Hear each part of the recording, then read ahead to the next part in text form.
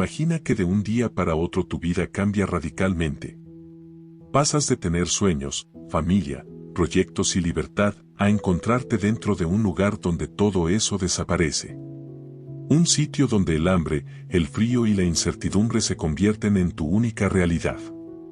En un entorno así, muchos pierden la esperanza, pero otros descubren algo sorprendente, la fuerza interior que nace de tener un propósito. En este relato vamos a recorrer una de las experiencias más duras que puede enfrentar un ser humano, la vida en un campo de concentración.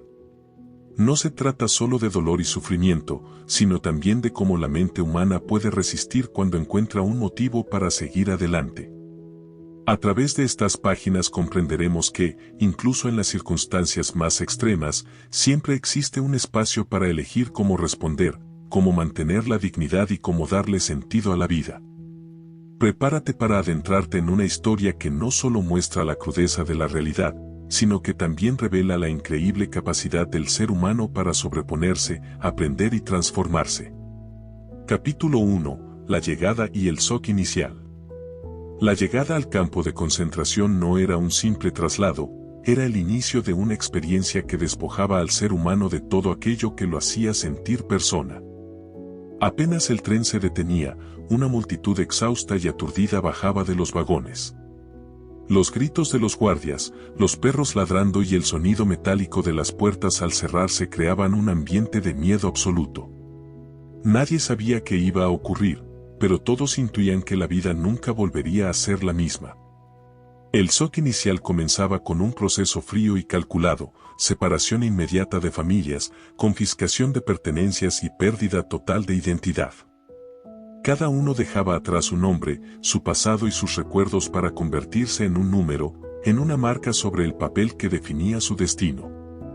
Aquello que antes era valioso, fotografías, cartas, objetos personales, quedaba reducido a nada. Todo se les arrebataba con rapidez, como si cada cosa representara un vínculo con una vida anterior que debía ser borrada. El desconcierto era tan grande que muchos no alcanzaban a reaccionar. La mente se paralizaba. El miedo y la confusión se mezclaban con la incredulidad. ¿Cómo era posible que la vida pudiera transformarse en tan solo unas horas? Esa primera impresión, brutal y deshumanizante, buscaba quebrar la voluntad desde el inicio. Era un golpe psicológico que dejaba claro que el prisionero ya no decidía nada sobre su propia existencia. El shock de la llegada no era solo físico. Era un golpe directo al alma. Lo que antes definía a una persona, su trabajo, su familia, su historia, desaparecía en cuestión de minutos. Y en ese vacío comenzaba una lucha silenciosa, aceptar la nueva realidad o resistirse interiormente con la esperanza de que aún, de algún modo, la vida tenía sentido. Tras ese primer impacto, venía una segunda etapa aún más dura, la confrontación con la pérdida total de libertad. Los recién llegados eran conducidos a filas interminables, donde guardias armados decidían, en cuestión de segundos, quién viviría y quién sería enviado directamente a la muerte. Era una selección tan rápida y fría que no daba espacio para comprender lo que estaba ocurriendo. Un simple gesto de la mano separaba a los fuertes de los débiles, a los que podían trabajar de los que ya no eran considerados útiles. Esa arbitrariedad dejaba en evidencia la fragilidad de la vida humana en aquel lugar. La suerte podía depender de la apariencia física, de la edad o incluso del estado de ánimo en el rostro de alguien. Un paso en la fila equivocada significaba el final inmediato. Para muchos, ese instante fue el más doloroso de su existencia, porque implicaba despedirse de seres queridos sin siquiera saberlo. Padres separados de hijos, esposos apartados de esposas, ancianos dejados de lado, y en medio de todo, un silencio roto apenas por los llantos ahogados y los gritos de los guardias. Después de esa primera separación, la despersonalización continuaba. El cabello era rapado, la ropa intercambiada por uniformes gastados y la piel marcada con un número. El cuerpo, reducido a un simple recurso más dentro de la maquinaria del campo. El objetivo era claro, despojar a cada persona de su individualidad, de sus recuerdos y de cualquier señal de dignidad. No quedaba ni rastro de identidad, salvo lo que cada uno podía mantener oculto en lo más profundo de su interior. El shock inicial era, en realidad, una estrategia psicológica calculada. La intención no era solo doblegar al cuerpo, sino también quebrar la voluntad. Porque un hombre sin esperanza, reducido a un número y apartado de todo lo que ama, era más fácil de controlar. Sin embargo, algunos, en ese mismo momento de oscuridad, descubrían que el verdadero refugio estaba dentro de ellos mismos, en la fuerza de su espíritu, en la convicción de que la vida todavía tenía un propósito que ni siquiera esas condiciones podían destruir. Las primeras noches en el campo fueron una experiencia devastadora.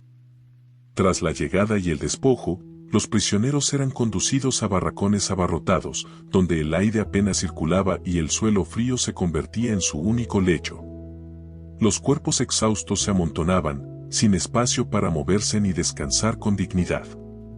La falta de higiene y el hedor eran constantes y pronto se transformaban en una prueba diaria de resistencia física y mental. El hambre se convirtió en el enemigo más feroz. El pan duro y la sopa aguada eran lo único que mantenía a los prisioneros en pie, pero nunca alcanzaban para calmar el vacío en el estómago. Esa carencia permanente debilitaba no solo el cuerpo, sino también la voluntad. La mente, sin embargo, debía buscar un refugio en la imaginación, recuerdos de comidas familiares, aromas del hogar, momentos cotidianos que parecían irreales en medio de aquella pesadilla.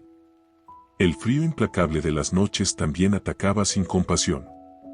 Los prisioneros, sin mantas ni ropa adecuada, se veían obligados a compartir calor entre ellos, aunque fueran desconocidos. En esa cercanía forzada se creaba, a veces, un extraño sentido de comunidad, la necesidad de apoyarse en otros para sobrevivir. No era amistad, ni siquiera camaradería en el sentido pleno, sino un pacto silencioso entre seres humanos que intentaban resistir juntos lo insoportable. Pero lo más impactante era la incertidumbre. Nadie sabía cuánto tiempo duraría ese tormento. La mente buscaba respuestas, pero solo encontraba silencio. Esa falta de horizonte, esa sensación de que el sufrimiento no tenía fin, era lo que más golpeaba. Sin un propósito claro, el peso del presente se volvía insoportable. Era allí, en medio de la desesperanza, donde surgía la pregunta fundamental: ¿vale la pena seguir viviendo? Y la respuesta, aunque difícil, era el inicio de la resistencia interior que algunos lograban descubrir. Si estás escuchando esto, detente un momento. No dejes que te interrumpan. No permitas que una notificación, un mensaje sin importancia o una red social te robe este instante. Este no es un video más que pones de fondo mientras haces otra cosa.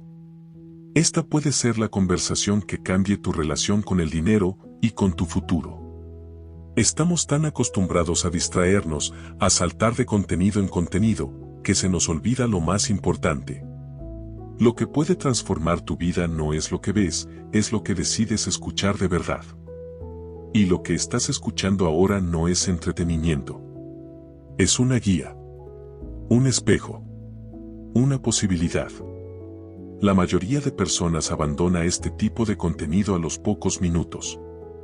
No por falta de tiempo, sino por falta de compromiso. Pero tú sigues aquí. Eso significa algo. Significa que hay una parte de ti que ya no quiere seguir igual. Así que escúchame bien. No dejes que un mensaje sin valor te saque del camino. No permitas que el ruido apague lo que estás empezando a construir. Esta es tu oportunidad. Tu momento. Lo que viene a continuación puede ayudarte a tomar decisiones que cambien no solo tus finanzas, sino tu vida entera. Pero solo si estás presente. Solo si eliges quedarte. El tiempo en el campo se volvía una prueba constante, y con él aparecía la confrontación con los límites más profundos del ser humano. La rutina diaria no era otra cosa que un mecanismo para desgastar lentamente la esperanza, trabajos forzados bajo un clima helado, castigos arbitrarios, humillaciones constantes y una vigilancia que no dejaba espacio para el respiro. El objetivo era claro: que el hombre dejara de sentirse hombre. Sin embargo, incluso en esa oscuridad había destellos que mantenían viva la resistencia interna. Un gesto mínimo podía significar mucho: compartir un pedazo de pan, ofrecer palabras de aliento, o simplemente mirar al cielo y recordar que existía un mundo más allá de las alambradas. Para algunos, esos pequeños detalles eran suficientes para no rendirse. La mente empezaba a dividir a los prisioneros en dos grupos: aquellos que habían renunciado a toda esperanza y se dejaban consumir lentamente, y aquellos que, aunque debilitados, encontraban un motivo íntimo para seguir en pie. Ese motivo podía ser un ser querido, un sueño pendiente, o la firme convicción de que su sufrimiento no sería en vano. El shock inicial, aunque devastador, no significaba necesariamente el final de la voluntad. Para quienes lograban conservar un propósito, aunque fuera invisible para los demás, esa primera etapa se transformaba en el inicio de una lucha silenciosa por mantener la dignidad. Era un recordatorio de que, incluso en las peores condiciones, el ser humano todavía podía elegir cómo enfrentarse a la vida. Capítulo 2. La vida diaria en el campo. Una vez superado el impacto inicial de la llegada, comenzaba la rutina que marcaría los días y las noches en el campo. La vida allí estaba organizada de manera rígida y cruel, diseñada para exprimir al máximo la fuerza de los prisioneros y al mismo tiempo quebrar su espíritu. Desde el amanecer, el sonido áspero de un silbato despertaba a todos en medio de la penumbra del barracón. No había tiempo para descansar ni para organizarse. En cuestión de minutos, cientos de personas debían salir y formar filas interminables bajo el frío o la lluvia. Las jornadas de trabajo eran agotadoras. Se imponían tareas pesadas y repetitivas, sin importar la edad o el estado físico de cada uno. Cavar zanjas, transportar cargas inmensas, levantar piedras o trabajar en fábricas eran labores comunes, todas realizadas bajo una vigilancia implacable. Los guardias no buscaban eficiencia, sino obediencia, y cada error, por mínimo que fuera, se castigaba con golpes, insultos o castigos aún más severos. El hambre seguía siendo la compañía constante. El cuerpo debilitado apenas tenía energía para mantenerse en pie, pero debía resistir largas horas de esfuerzo físico. La ración diaria era tan escasa que se transformaba en una obsesión. Cada bocado de pan, cada sorbo de sopa, se convertía en un tesoro disputado entre la necesidad y la desesperación. El estómago vacío recordaba a cada instante que el objetivo del campo no era solo el trabajo, sino también el desgaste progresivo de la vida. A pesar de ese panorama, algunos encontraban maneras de sostener su espíritu. Un recuerdo, una palabra alentadora, un canto silencioso repetido en la mente. La vida diaria en el campo era un recordatorio de que el sufrimiento podía ser impuesto desde afuera, pero la forma de enfrentarlo era una elección personal. Allí comenzaba a formarse la diferencia entre quienes se rendían y quienes, aun debilitados, lograban conservar una chispa de esperanza. El día en el campo se dividía entre trabajo agotador y esperas interminables. Después de las largas horas de esfuerzo físico, los prisioneros regresaban a los barracones, pero aquello no significaba descanso. Lo que les esperaba era una lucha silenciosa contra el frío, la suciedad y el hambre.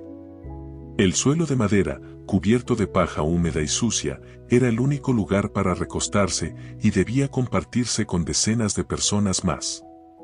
Dormir era casi imposible, porque el cuerpo temblaba y la mente permanecía alerta, temerosa de lo que pudiera suceder al amanecer siguiente. La higiene personal era prácticamente inexistente. No había agua suficiente ni jabón, y la ropa, raída y siempre la misma, se convertía en un refugio de piojos y enfermedades. Cada día, los cuerpos se debilitaban más, y las enfermedades se esparcían rápidamente entre los prisioneros. Sin medicamentos ni cuidados, la mayoría debía decidir entre seguir trabajando enfermos o resignarse a ser considerados inútiles y eliminados del grupo. La vigilancia constante hacía imposible sentirse seguro. Cada movimiento era observado, cada gesto podía interpretarse como un acto de rebeldía y, en consecuencia, castigarse. Esa sensación de vivir bajo un control absoluto creaba un estado de ansiedad permanente. Nadie sabía qué castigo podía caer, ni por qué motivo, y ese miedo se volvía un arma poderosa para mantener a todos sometidos. Pero incluso dentro de esa rutina de dolor había un espacio íntimo en el que muchos refugiaban su mente. Un recuerdo de la familia, una oración susurrada, un pensamiento de futuro. Era allí donde se gestaba la verdadera lucha, mantener vivo el sentido de la existencia en un entorno donde cada detalle parecía diseñado para destruirlo. La vida diaria en el campo era más que una prueba física, era, sobre todo, una batalla espiritual. El trabajo en el campo no se medía por resultados, sino por resistencia. No importaba si una zanja cavada se volvía a rellenar al día siguiente o si una carga transportada carecía de sentido, lo importante era mantener ocupados y exhaustos a los prisioneros. Ese esfuerzo inútil tenía un propósito oculto, desgastar la voluntad y hacer que la rutina pareciera interminable. Era un círculo vicioso donde el cansancio no servía para construir nada, solo para destruir lentamente las fuerzas físicas y mentales. El hambre, más que una carencia, se convertía en obsesión. Los prisioneros pensaban en comida casi todo el tiempo. Conversaban sobre recetas, describían banquetes imaginarios, recordaban con detalle los sabores de su infancia. Esos diálogos, aunque dolorosos, eran una forma de evadir la realidad, un intento de engañar a la mente y darle un respiro en medio del sufrimiento. Muchos afirmaban que recordar la comida de casa era la única manera de mantener viva la esperanza de regresar algún día. En medio de la dureza, se formaban pequeños actos de solidaridad que, aunque mínimos, marcaban una diferencia. Un pedazo de pan compartido, un turno cambiado en el trabajo, una mirada de aliento. Eran gestos silenciosos que no eliminaban el dolor, pero recordaban que la humanidad aún podía existir dentro de aquellas murallas. Estos momentos se convertían en destellos de luz que mantenían el espíritu en pie. La vida diaria en el campo era un vaivén entre la resignación y la resistencia. Algunos se dejaban arrastrar por la rutina, apagando lentamente cualquier voluntad de vivir. Otros, en cambio, encontraban en cada día una oportunidad para reafirmar su dignidad, aunque fuese en los detalles más pequeños. Y era precisamente en esos detalles donde se escondía la verdadera fuerza para sobrevivir. Cada jornada en el campo dejaba una huella profunda en la mente de los prisioneros. El cansancio acumulado hacía que algunos apenas pudieran levantarse al día siguiente, pero la obligación era ineludible, quien no se presentaba al trabajo era castigado o eliminado. Esa amenaza constante generaba un miedo que se volvía parte de la rutina, un miedo silencioso que se respiraba en cada rincón del campo. La vida diaria estaba marcada por la repetición. Sonidos que se volvían insoportables, los gritos de los guardias, el silbato que anunciaba el inicio de la jornada, el choque de las botas sobre el suelo, escenas que parecían calcadas una y otra vez, y la sensación de que el tiempo se había detenido.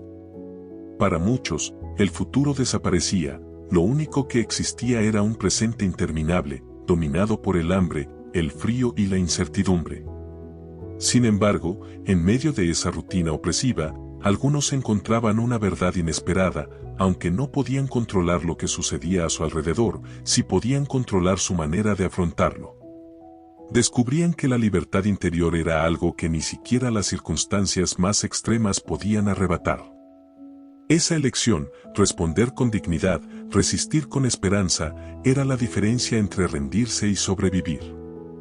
La vida diaria en el campo no era solo un castigo físico. Era una prueba constante para el espíritu humano. Y quienes lograban superarla comprendían algo esencial: el sufrimiento, por más injusto y doloroso que fuera, podía convertirse en una fuerza de transformación si se encontraba un sentido para soportarlo. Capítulo 3. El sufrimiento y la mente humana. En el campo, el sufrimiento no era un accidente ni una consecuencia secundaria, era el centro de la experiencia. Cada día estaba diseñado para exponer a los prisioneros al límite de sus fuerzas físicas y psicológicas. El dolor se manifestaba en distintas formas: el hambre constante, el frío helado, el agotamiento por el trabajo forzado, las enfermedades sin tratamiento, la violencia arbitraria de los guardias. todo conspiraba para hacer que el sufrimiento fuese inevitable. Pero lo más revelador era la manera en que cada persona reaccionaba ante ese sufrimiento. No todos lo vivían de la misma forma. Algunos se derrumbaban rápidamente, perdiendo cualquier voluntad de luchar. Su mirada se apagaba, sus pasos se volvían pesados, y poco a poco dejaban de resistir, como si el alma se hubiera rendido antes que el cuerpo. En esos casos, la muerte llegaba pronto, porque sin esperanza la vida se extinguía. Otros, en cambio, descubrían en el sufrimiento una especie de reto interno. Sabían que no podían escapar del dolor, pero podían decidir cómo enfrentarlo. Encontraban en el sufrimiento una ocasión para probar su fuerza interior, para reafirmar que aún eran libres en lo más profundo de su mente. Esa diferencia era decisiva, mientras unos se hundían, otros se levantaban cada día con una convicción renovada, incluso en medio de las mismas condiciones extremas. Así se revelaba una verdad profunda: el sufrimiento, aunque impuesto desde afuera, podía convertirse en un espejo que mostraba la esencia de cada ser humano. En él se ponía a prueba la voluntad, la fe y la capacidad de encontrar un propósito incluso en medio de la desesperación. La mente, más que el cuerpo, era la que decidía quién lograba resistir y quién se dejaba vencer. El sufrimiento en el campo no se limitaba al dolor físico, el verdadero golpe estaba en la mente. Los prisioneros eran despojados de todo lo que antes daba sentido a sus vidas: familia, trabajo, pertenencias, libertad. Esa pérdida creaba un vacío interior que era aún más difícil de soportar que el hambre o el frío. La pregunta que surgía de manera inevitable era: ¿para qué seguir viviendo así? En ese punto, muchos se quebraban. Sin un motivo claro para resistir, el sufrimiento se volvía insoportable. Los que no encontraban un sentido terminaban abandonándose, entregándose a la apatía y a la desesperanza. Era como si, al perder la voluntad, el cuerpo también renunciara a seguir luchando. El sufrimiento, entonces, no solo mataba lentamente al cuerpo, sino también al espíritu. Sin embargo, algunos descubrían que la mente tenía la capacidad de transformar ese mismo sufrimiento en algo distinto. Comprendían que, aunque no podían cambiar las circunstancias, sí podían cambiar la manera de afrontarlas. Convertían el dolor en un desafío, en una oportunidad para reafirmar su libertad interior. Alguien podía arrebatarles todo, menos la decisión de cómo responder al sufrimiento. Ese descubrimiento era crucial: el sufrimiento no desaparecía, pero adquiría un nuevo significado. Se transformaba en una prueba, en un camino hacia la fortaleza interior.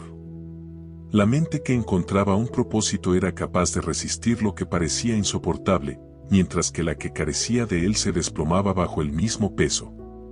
El sufrimiento constante hacía que muchos comenzaran a reflexionar de una manera distinta sobre la vida. En medio de los trabajos forzados, bajo la nieve o el sol abrasador, la mente se veía obligada a buscar un lugar de refugio. Algunos lo encontraban en los recuerdos, escenas de su familia, conversaciones pasadas, momentos felices que parecían lejanos pero que servían como un ancla emocional.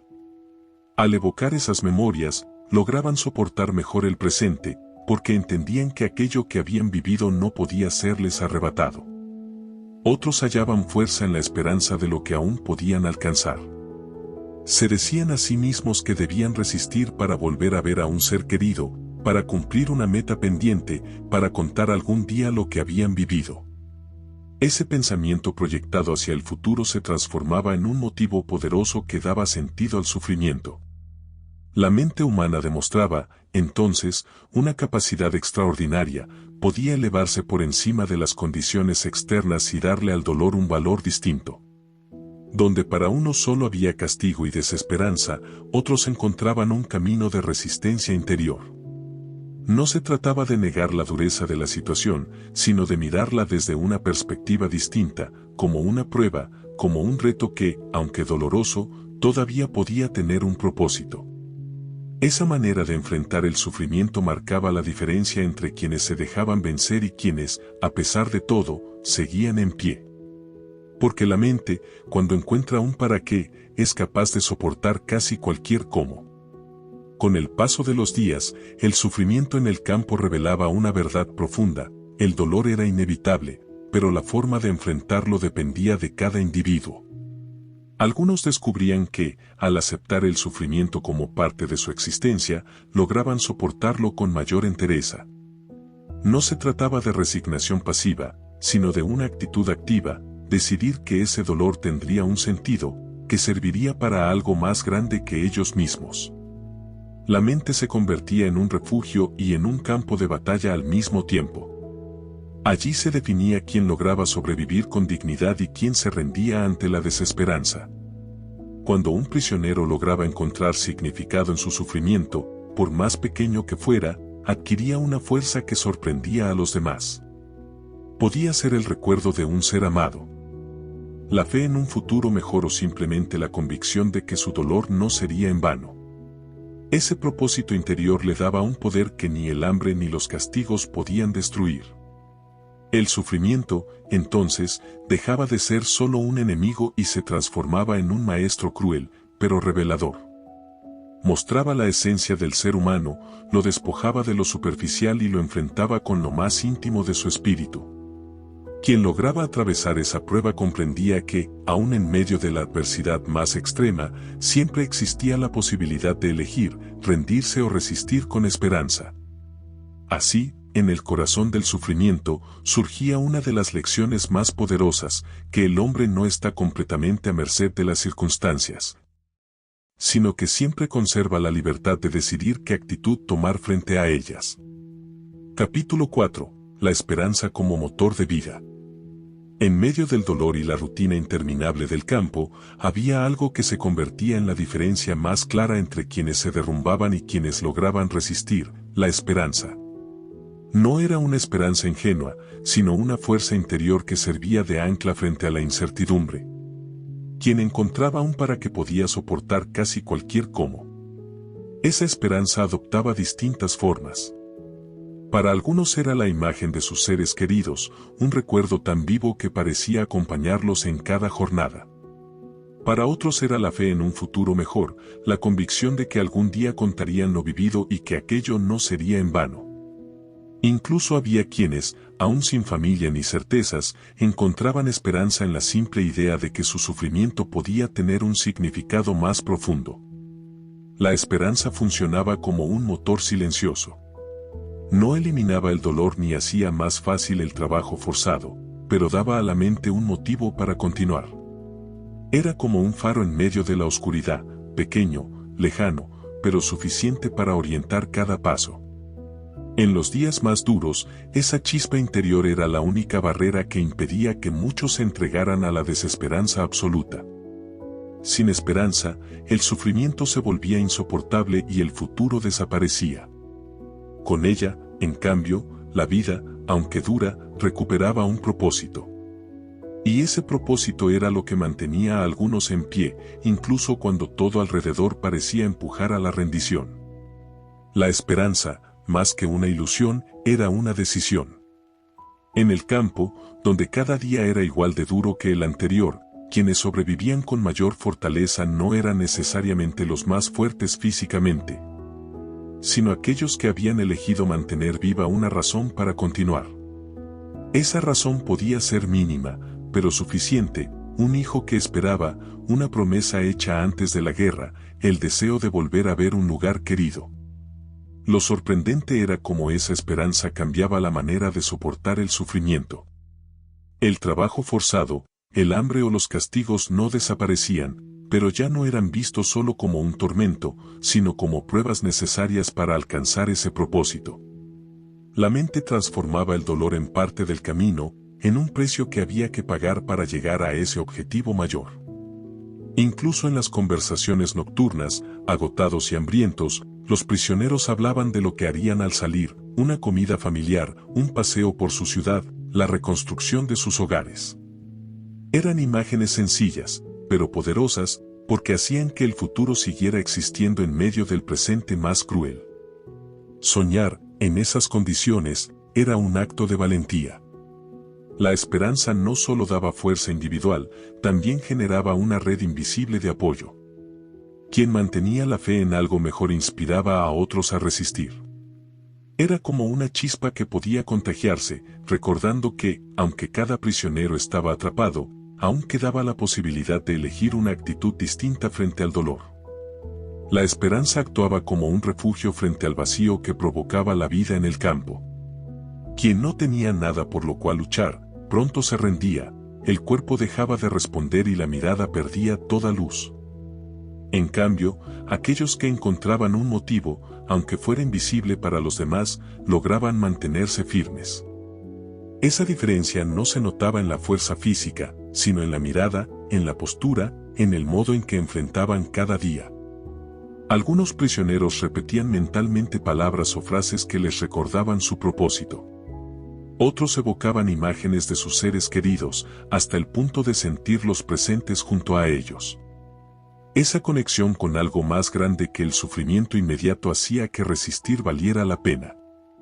No importaba si la meta parecía lejana o incluso inalcanzable, lo importante era que mantenía el espíritu en pie. En ocasiones, esa esperanza se volvía tan fuerte que superaba las barreras del tiempo y del espacio. Un prisionero podía caminar entre la nieve, hambriento y exhausto, pero en su mente se encontraba en casa, compartiendo una cena con su familia. Esa capacidad de trasladar la mente a otro lugar era lo que permitía seguir adelante cuando el cuerpo ya estaba al límite. Así, la esperanza no era solo una emoción pasajera. Era un acto de resistencia, un recordatorio de que el espíritu humano siempre puede elevarse por encima de las circunstancias más crueles. Era, en definitiva, el motor que mantenía la vida cuando todo alrededor parecía estar diseñado para extinguirla. La esperanza no eliminaba el sufrimiento, pero le daba un sentido. Quien encontraba un motivo para vivir lograba transformar el dolor en un camino hacia algo más grande. Esa convicción hacía que cada golpe, cada jornada interminable, no fuera solo un castigo, sino parte de una historia aún inconclusa. La diferencia entre quienes resistían y quienes se rendían estaba, muchas veces, en esa visión, creer que todavía había un futuro que los esperaba. En los momentos más oscuros, esa esperanza funcionaba como una lámpara interior. Aunque la realidad externa fuera insoportable, la luz interna mantenía vivo al espíritu.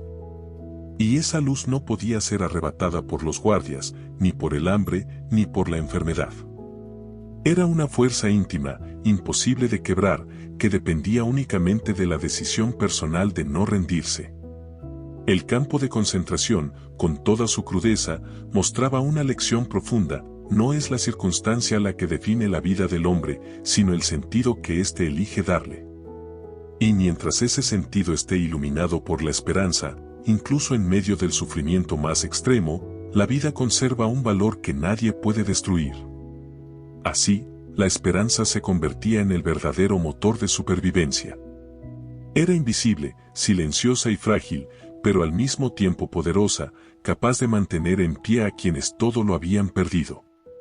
Y en esa chispa de esperanza se encontraba el secreto de la resistencia interior.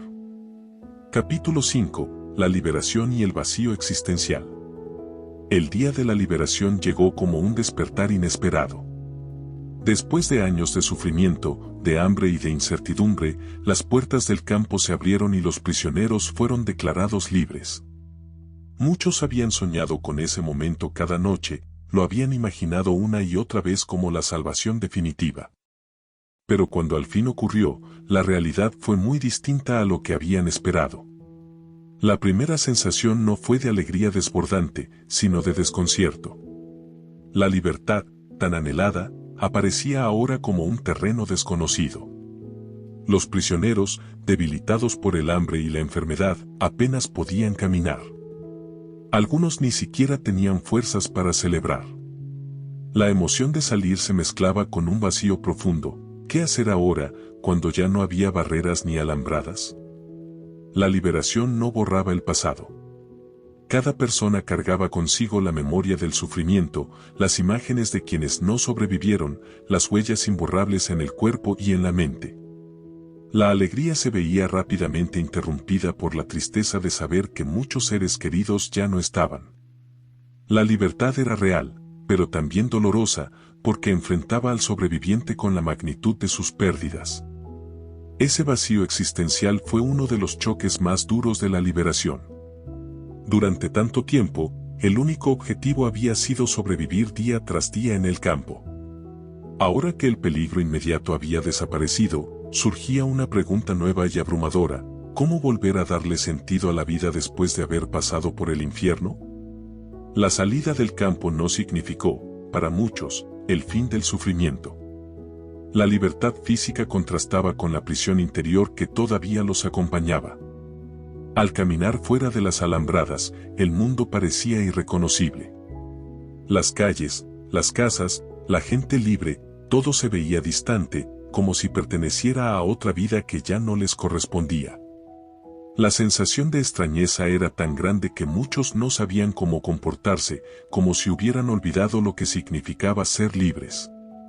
El regreso a la vida cotidiana fue un desafío aún mayor. Algunos sobrevivientes regresaron a sus hogares y descubrieron que nada quedaba en pie, familias enteras habían desaparecido, las casas habían sido ocupadas por otros, los amigos ya no estaban. Ese vacío profundizó la herida. La ilusión de volver a una vida normal se desmoronaba al comprobar que el pasado había quedado destruido.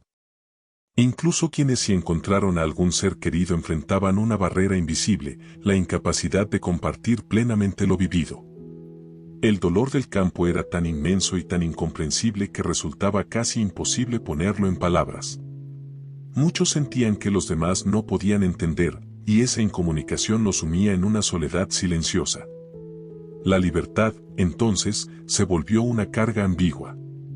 Era un regalo y, al mismo tiempo, una responsabilidad. Porque ahora había que decidir cómo reconstruir la vida, cómo transformar ese sufrimiento en algo que tuviera sentido, cómo llenar el vacío que había quedado tras la liberación. La lucha ya no era contra los guardias o el hambre, sino contra la desesperanza y el sinsentido. Para muchos sobrevivientes, la verdadera batalla comenzó después de la liberación. Durante los años en el campo, el único objetivo había sido resistir un día más, mantenerse con vida en medio del sufrimiento. Pero al salir, ese propósito desaparecía y dejaba un vacío difícil de llenar. La pregunta ya no era cómo sobrevivir, sino para qué seguir viviendo ahora. Algunos intentaron reconstruir lo perdido regresando a los lugares de su infancia o buscando a los familiares que quedaban. Sin embargo, al enfrentar la realidad de las ausencias, el dolor se intensificaba.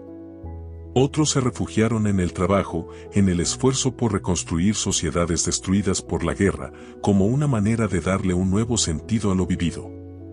Pero no todos lograron hacerlo, hubo quienes quedaron atrapados en la desesperanza, incapaces de encontrar un motivo que justificara haber sobrevivido cuando tantos otros habían muerto. Este vacío existencial era una prueba silenciosa y devastadora. El cuerpo podía sanar con el tiempo, pero la mente debía encontrar un nuevo propósito para no sucumbir a la apatía o a la amargura. Algunos lo lograron a través de la fe, otros en el amor y algunos en la misión de dar testimonio, de contar al mundo lo que había ocurrido para que no se repitiera jamás. La liberación reveló una verdad inesperada: sobrevivir no era suficiente. Había que aprender a vivir de nuevo, a darle sentido a una vida marcada por la pérdida y el sufrimiento.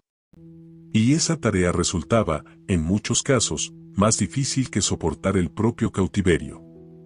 La libertad exterior no garantizaba la paz interior.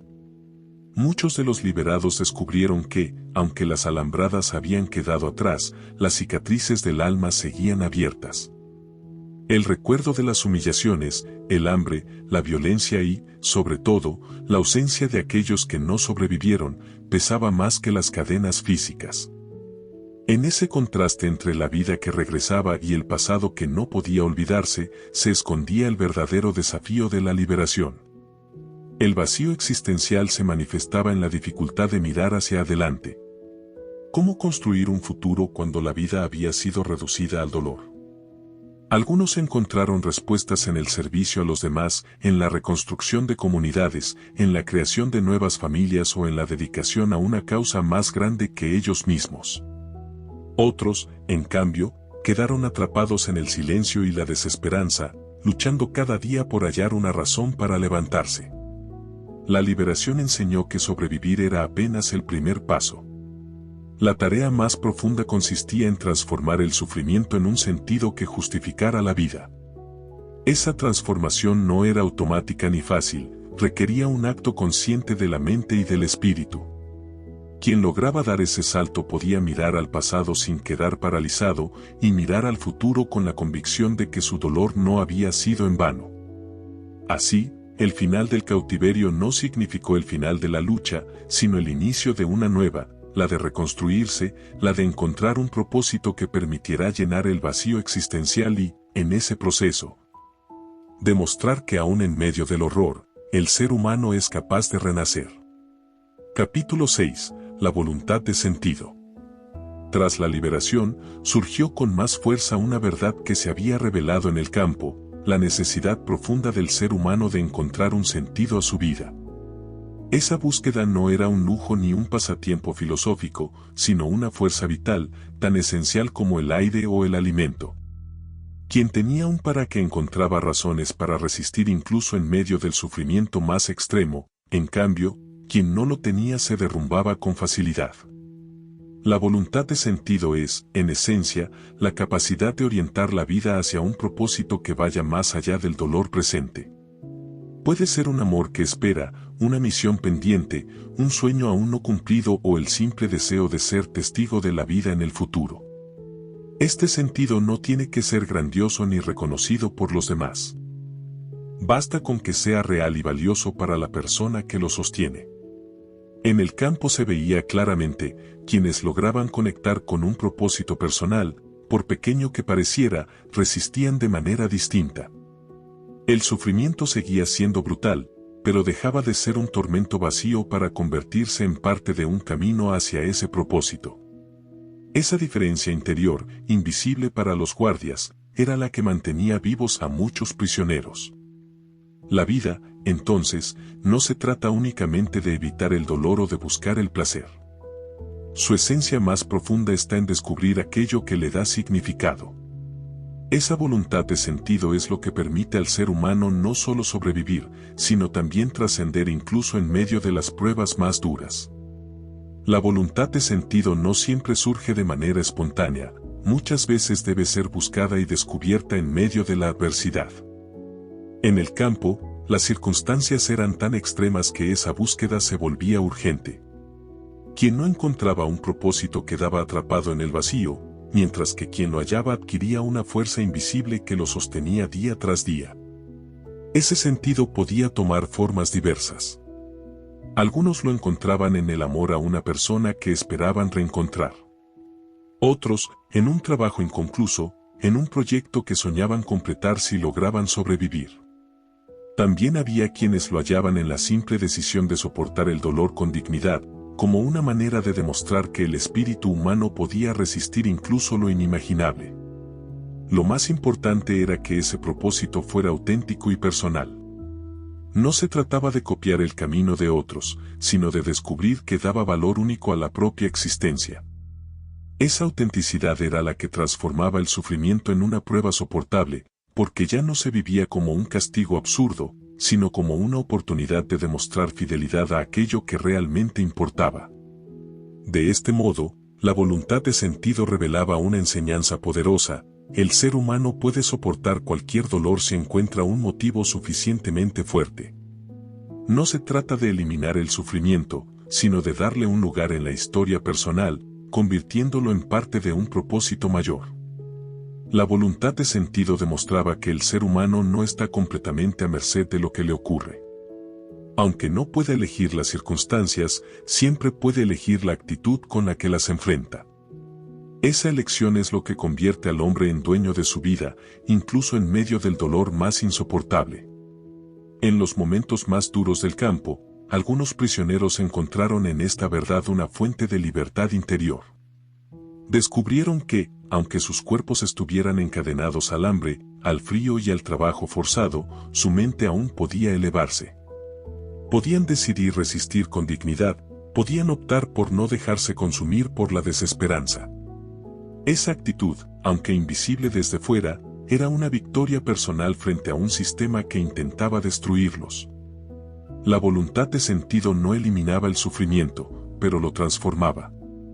El dolor seguía presente, las pérdidas eran irreparables, pero ya no se vivían como un vacío absurdo, sino como parte de una historia con valor. Ese cambio de perspectiva era suficiente para sostener la vida, para darle dirección cuando todo parecía perdido. Y lo más sorprendente es que esta enseñanza no era válida solo en las condiciones extremas de un campo de concentración. También se aplica a la vida cotidiana, donde cada persona enfrenta pruebas, frustraciones y momentos de dolor. La diferencia está en cómo se interpreta ese dolor, como un obstáculo que aplasta o como una oportunidad para descubrir la fuerza interior y reafirmar un propósito. La voluntad de sentido se convirtió en la clave para superar el vacío existencial que tantos prisioneros experimentaron tras la liberación. No bastaba con haber sobrevivido, era necesario darle un rumbo a esa vida que continuaba. Sin un propósito claro, la libertad podía sentirse tan pesada como las cadenas que habían quedado atrás. Quienes lograron reconstruirse no fueron necesariamente los más fuertes físicamente, sino aquellos que encontraron una misión que justificara su existencia. Algunos se dedicaron a servir a los demás, otros a transmitir lo que habían vivido para que el mundo no olvidara, y muchos más hallaron sentido en reconstruir una familia o en continuar un trabajo inconcluso. En todos los casos, esa orientación vital fue lo que dio estabilidad y esperanza a sus vidas. La enseñanza es clara, el hombre no vive simplemente para escapar del dolor o buscar placer, sino para cumplir un propósito que lo trascienda. Esa búsqueda de sentido no es opcional, es una necesidad esencial. Cuando el ser humano descubre su para qué, puede resistir incluso las pruebas más duras, porque entiende que su vida, aún marcada por el sufrimiento, tiene un valor irreemplazable. Así, la voluntad de sentido se revela como el fundamento de la existencia. Es la fuerza que sostiene al hombre en la adversidad, que le da dirección en la incertidumbre y que lo convierte en protagonista de su historia, en lugar de víctima de sus circunstancias. Capítulo 7. El sufrimiento como camino. El sufrimiento, tan temido y rechazado por la mayoría, adquiría en el campo un significado distinto. Allí se comprendía que el dolor no podía ser evitado, pero sí podía ser transformado. En lugar de ser visto únicamente como un castigo, podía convertirse en un camino hacia el crecimiento interior. Era una lección que no surgía de la teoría, sino de la experiencia más dura. La vida, incluso en medio del dolor, podía conservar un sentido profundo. Cuando un prisionero se enfrentaba a un sufrimiento inevitable, como el hambre, la pérdida o la enfermedad, tenía dos opciones: rendirse a la desesperanza o asumir ese dolor como una oportunidad para demostrar fortaleza. Quien elegía lo segundo descubría que, aunque no podía controlar lo que ocurría, sí podía controlar su actitud. Ese cambio interior convertía el sufrimiento en un desafío personal y en una fuente de dignidad. El sufrimiento, entonces, dejaba de ser solo un peso. Se transformaba en un espejo que revelaba lo más profundo del ser humano. En él se ponía a prueba la capacidad de resistir, de mantener la fe, de encontrar un propósito más allá de lo inmediato. Era un recordatorio de que la vida no deja de tener valor cuando aparece el dolor, sino que, en ocasiones, lo adquiere precisamente a través de él. Así, el sufrimiento se presentaba no como un enemigo absoluto, sino como un camino difícil, pero capaz de guiar al hombre hacia un descubrimiento esencial, que la verdadera libertad no consiste en evitar el dolor, sino en decidir cómo enfrentarlo. El sufrimiento inevitable revelaba una dimensión de la vida que muchos nunca habían considerado antes. Cuando no había posibilidad de escapar ni de cambiar las circunstancias, la única opción real era decidir cómo reaccionar frente a ellas. En ese momento, el dolor se convertía en un campo de entrenamiento para la fortaleza interior. Algunos prisioneros encontraban en el sufrimiento la ocasión de mantener la dignidad, de demostrar que, aunque les habían arrebatado todo lo externo, aún conservaban la libertad de su espíritu. Resistir sin perder la humanidad era una forma de victoria, aunque fuera silenciosa. Esa actitud, que no eliminaba el dolor, sí lo transformaba en un testimonio de la grandeza del ser humano. El sufrimiento, entonces, mostraba que la vida nunca pierde valor, ni siquiera en sus horas más oscuras. Mientras uno pueda elegir una actitud frente al dolor, la existencia conserva su sentido. Esta verdad se hacía evidente cuando alguien soportaba la enfermedad, el hambre o la violencia con una serenidad que sorprendía a los demás. No se trataba de resignación pasiva, sino de una aceptación activa, reconocer que el sufrimiento era parte de la vida y que, al enfrentarlo con valentía, podía revelar una grandeza inesperada. Así, lo que parecía un castigo sin salida podía transformarse en un camino hacia una comprensión más profunda de la vida. El dolor, por más injusto que fuera, podía convertirse en la prueba que fortalecía al espíritu y lo acercaba a su verdadero propósito. El sufrimiento como camino mostraba que el dolor no solo debía ser soportado, sino también interpretado. La manera en que cada persona le daba un significado marcaba la diferencia. Quien veía el sufrimiento como una condena inevitable caía en la desesperación, pero quien lo entendía como parte de un propósito encontraba en él una fuente inesperada de fortaleza. En el campo, muchos prisioneros relataban cómo, en medio del trabajo forzado o del hambre insoportable, se aferraban a un recuerdo o a una idea que transformaba la experiencia. Algunos pensaban en un ser querido, otros en un proyecto por realizar y otros simplemente en la necesidad de dar testimonio de lo vivido. Esa orientación interior convertía el dolor en un puente hacia el futuro, en lugar de un muro infranqueable. El sufrimiento, entonces, se convertía en una oportunidad de crecimiento. No porque fuese deseable, sino porque, al aceptarlo con una actitud digna, revelaba la capacidad humana de trascender las circunstancias. Era una lección dura, pero transformadora. La vida conserva siempre un sentido, incluso cuando está marcada por la pérdida y la adversidad. Esta comprensión cambiaba por completo la manera de vivir el presente.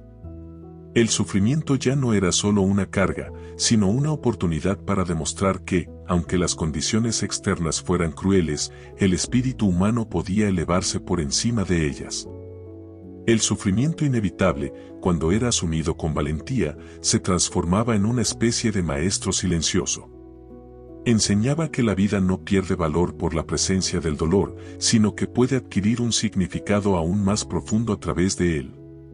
En el campo, quienes lograban mantener esa visión demostraban una serenidad que sorprendía a los demás, sufrían como todos, pero lo hacían con un propósito que los sostenía.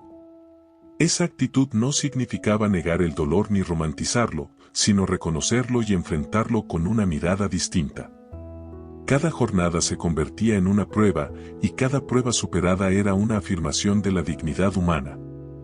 El sufrimiento, entonces, dejaba de ser solo un enemigo y se volvía un camino de transformación, capaz de revelar la grandeza escondida en el interior del hombre. Esta enseñanza trascendía las alambradas del campo.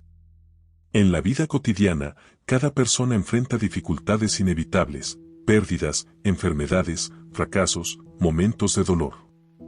La clave está en no huir de ellos, sino en preguntarse qué sentido pueden tener en el propio camino.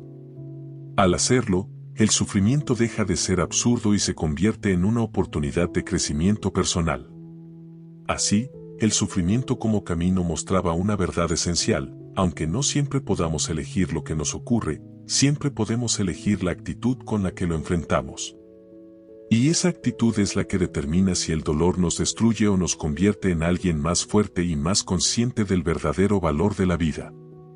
Capítulo 8. Responsabilidad y elección personal. En medio de la adversidad más extrema, surgía una verdad innegable: cada ser humano conserva siempre la capacidad de elegir su actitud frente a lo que le ocurre. Esa elección, aunque pueda parecer pequeña, definía la diferencia entre rendirse o resistir, entre dejarse arrastrar por la desesperanza o mantener viva la dignidad. En el campo, los prisioneros no tenían control sobre el hambre, el frío o los castigos, pero sí podían decidir cómo interpretar y enfrentar esas condiciones. Algunos elegían la apatía y se abandonaban poco a poco, mientras que otros, aún debilitados, mantenían una voluntad interior firme. Esa decisión íntima era un acto de responsabilidad, asumir que, aunque todo alrededor estuviera fuera de control, aún quedaba un espacio de libertad en lo más profundo del ser.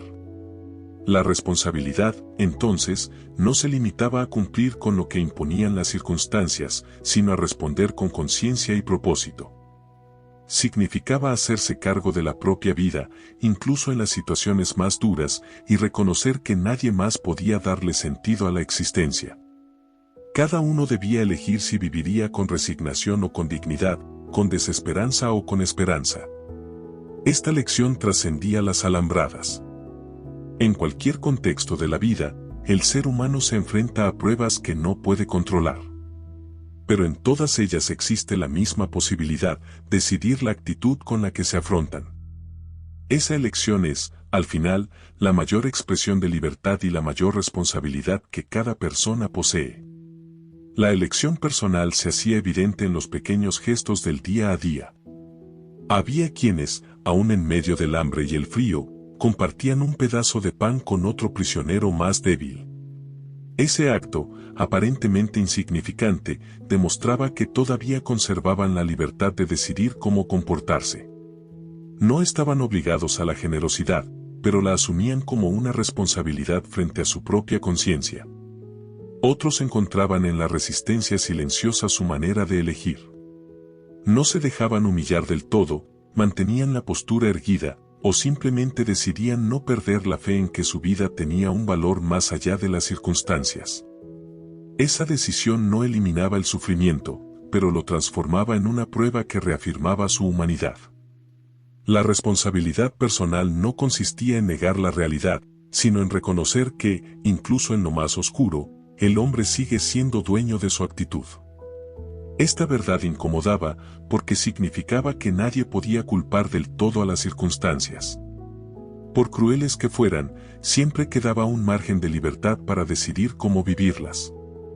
Ese margen, aunque reducido, era suficiente para cambiar por completo la experiencia. Quien elegía vivir con dignidad encontraba un motivo para resistir. Quien elegía rendirse, en cambio, se debilitaba más rápido. La responsabilidad, entonces, no era solo hacia uno mismo, sino también hacia los demás, porque cada elección tenía el poder de inspirar o de arrastrar a quienes estaban alrededor. La elección personal también revelaba una verdad más profunda: cada ser humano es responsable no solo de su vida, sino también del sentido que le otorga. Nadie más podía responder por los prisioneros en el campo. Cada uno debía decidir si el sufrimiento los destruía o si lo transformaban en una oportunidad para afirmar su libertad interior. Esa decisión era intransferible, y en ella se jugaba la esencia misma de la existencia. La responsabilidad, entonces, no consistía en buscar excusas ni culpables, sino en aceptar que la vida espera una respuesta de cada persona. El dolor, las pérdidas y la adversidad planteaban preguntas que no podían ser evitadas. La verdadera libertad residía en cómo cada individuo elegía contestar a esas preguntas. ¿Con desesperanza o con valor? ¿Con resignación o con dignidad? En el campo, se veía con claridad cómo algunos asumían esta responsabilidad de manera silenciosa pero poderosa. Un prisionero que seguía mostrando respeto hacia los demás, a pesar de su propio sufrimiento, demostraba que aún conservaba el control sobre su actitud. Esa elección personal era un recordatorio de que, aunque todo alrededor se derrumbara, aún quedaba un núcleo inviolable de libertad. Así, la vida no era simplemente algo que sucedía, sino una tarea que debía asumirse con responsabilidad. Cada momento exigía una respuesta, y esa respuesta definía quién era realmente cada persona. No importaba cuán terribles fueran las circunstancias, siempre quedaba en manos del individuo decidir qué hacer con ellas y qué significado darles. La responsabilidad y la elección personal se convirtieron en la enseñanza más clara que emergía de la experiencia en el campo. Nadie podía escapar del dolor ni de la pérdida, pero todos podían decidir cómo responder ante ellas. Esa decisión, aunque invisible desde fuera, era lo que marcaba la diferencia entre una vida con sentido y una vida consumida por la desesperanza.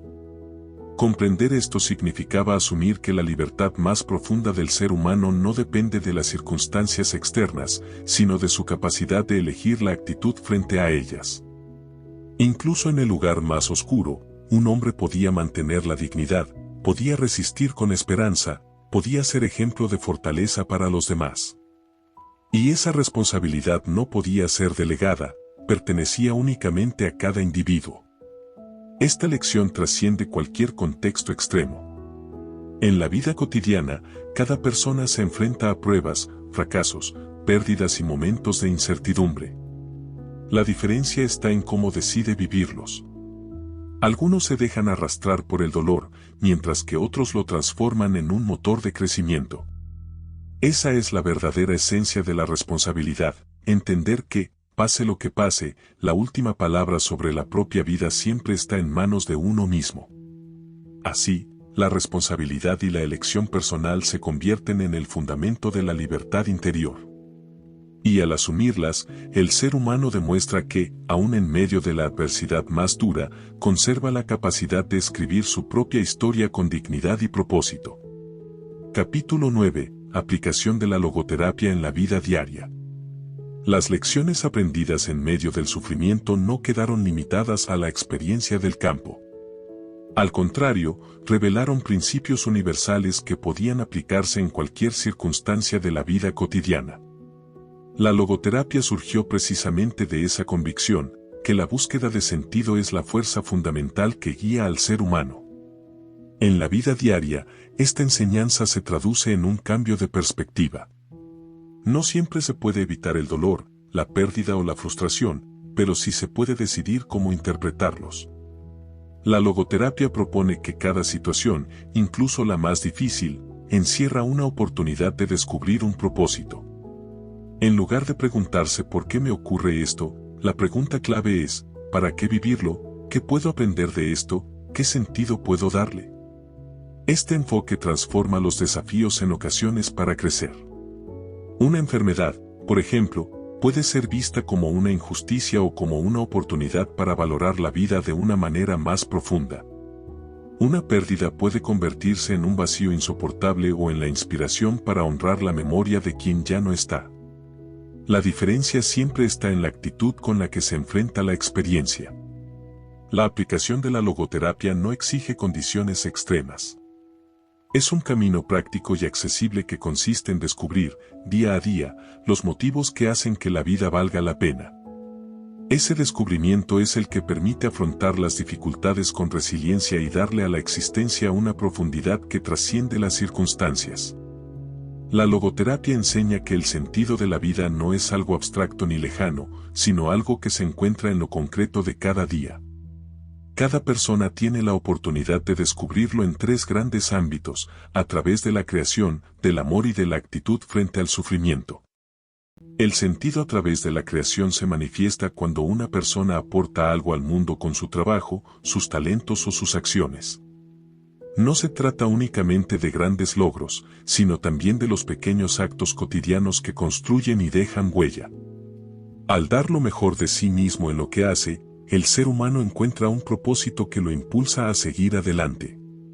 El sentido a través del amor surge al reconocer que la vida adquiere valor al estar conectada con otros. El amor da motivos para resistir, inspira sacrificios y ofrece una razón para trascender las dificultades.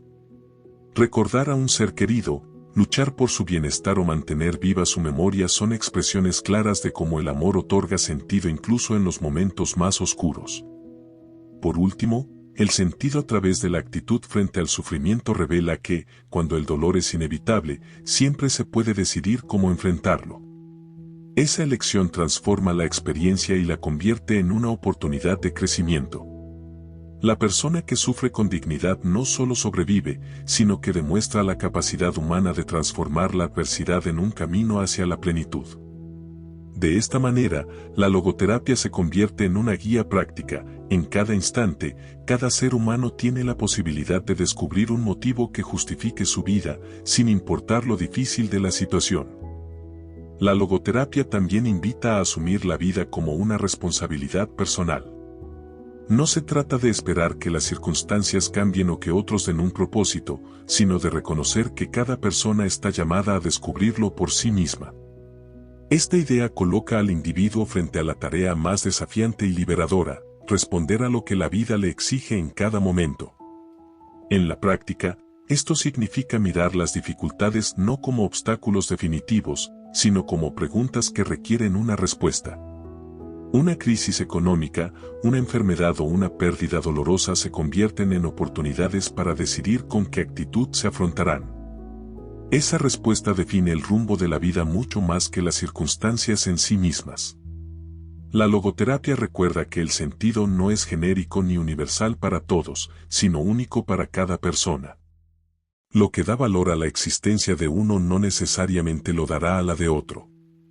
Por eso, nadie puede reemplazar la responsabilidad de encontrar el propio propósito. Es una tarea personal, íntima e intransferible. Este enfoque cambia radicalmente la manera de vivir. En lugar de esperar que la vida ofrezca las condiciones ideales, se aprende a descubrir el sentido en el presente, tal como es. Aún en medio de las limitaciones y el dolor, siempre hay un motivo por el cual vivir, y esa convicción convierte incluso las pruebas más duras en oportunidades de transformación interior. La logoterapia demuestra que la vida nunca deja de tener sentido, incluso en las situaciones más duras o aparentemente absurdas. El ser humano puede perder todo lo externo, su salud, su libertad, sus bienes materiales, pero mientras conserve la capacidad de elegir su actitud, mantiene la esencia de su dignidad. Esa libertad interior es lo que permite transformar cualquier circunstancia en un espacio para crecer. En la vida cotidiana, esta verdad se convierte en una guía práctica, cada día ofrece la oportunidad de descubrir un motivo para vivir.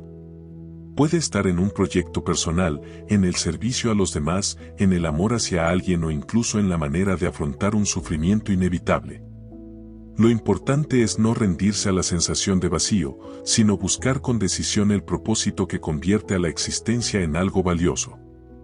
El sufrimiento, por injusto que sea, no destruye el sentido de la vida. Al contrario, puede revelarlo con mayor fuerza.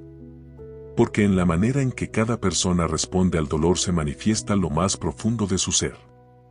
Y cuando esa respuesta está iluminada por la responsabilidad, la esperanza y el amor, la vida alcanza una grandeza que trasciende cualquier adversidad. Así, la enseñanza final es clara, el sentido no se encuentra fuera de nosotros, sino en la manera en que decidimos vivir cada experiencia. Mientras exista la libertad de elegir nuestra actitud, la vida conservará un valor incalculable. Esa es la fuerza que permite no solo sobrevivir, sino también vivir plenamente, aún en medio de las pruebas más difíciles. Hemos recorrido una historia dura pero profundamente reveladora, que nos recuerda que incluso en los momentos más oscuros de la vida, siempre existe un propósito capaz de sostenernos. La esperanza, la responsabilidad y la libertad interior se convierten en las fuerzas que nos permiten resistir y darle verdadero sentido a nuestra existencia. Si este mensaje te hizo reflexionar, te invito a seguir siendo parte de esta comunidad. Suscríbete al canal, dale like a este video y comparte tu opinión en los comentarios. Quiero leerte y saber qué enseñanza te llevas de esta historia. Y no olvides compartirlo con alguien que lo necesite, porque quizás hoy seas tú quien encienda esa chispa de esperanza en la vida de otra persona.